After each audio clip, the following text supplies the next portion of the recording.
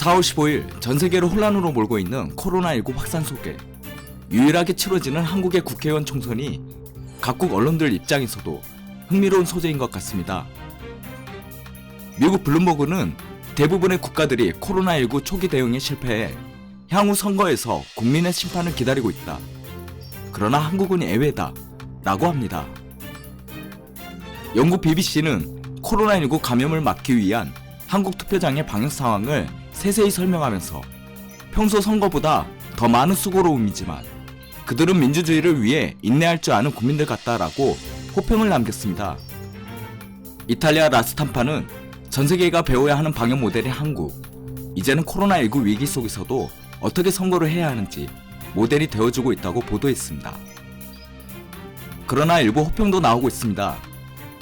정치, 경제, 안보 등 다양한 분야를 검토해서 선출해야 하는 것이 선거인데 코로나19 위기 속에서는 오로지 국민들의 관심이 코로나19에만 쏠리게 되는 위험이 있다는 내용입니다. 대표적인 곳이 바로 우리나라에게 가장 관심이 없다고 말하는 일본입니다. 관심이 없는데도 불구하고 일본 언론에서는 실시간으로 한국 선거 결과를 쏟아내는 기사들로 가득하군요.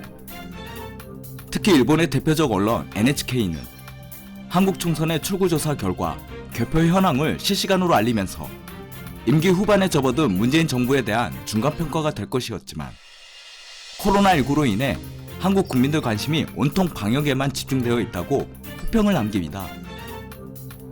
이에 대한 일본인들의 반응도 다채롭습니다. 일본인들의 반응을 보면 한국에 대해 관심이 없다고 하는데 한국에 대해 굉장히 관심이 많고 의외로 한국 정치 상황에 대해서도 굉장히 많이 알고 있다는 느낌을 받았습니다. NHK의 한국 총선 보도에 대한 일본인들의 반응을 남기겠습니다.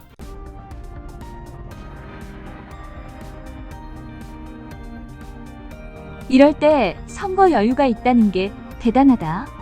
문재인 정당이 졌으면 좋았을 텐데 한국은 파면의 길을 갈 거다. 일본처럼 생색내기 정책에 휘둘리는 한국인들. 관계 나빠지면 일본이나 미국이 나쁘다고 욕하고 당신들이 고른 것이야. 누구의 잘못도 아니고 당신들의 눈이 흐린 것이야. 한국의 디폴트야. 채무불이행. 일본과 빨리 단교해라. 남한 북한이 통일되면 바로 우리 옆에 반이라고 있는 핵보유국이 있는 거야. 단순히 기뻐할 일이 아니야.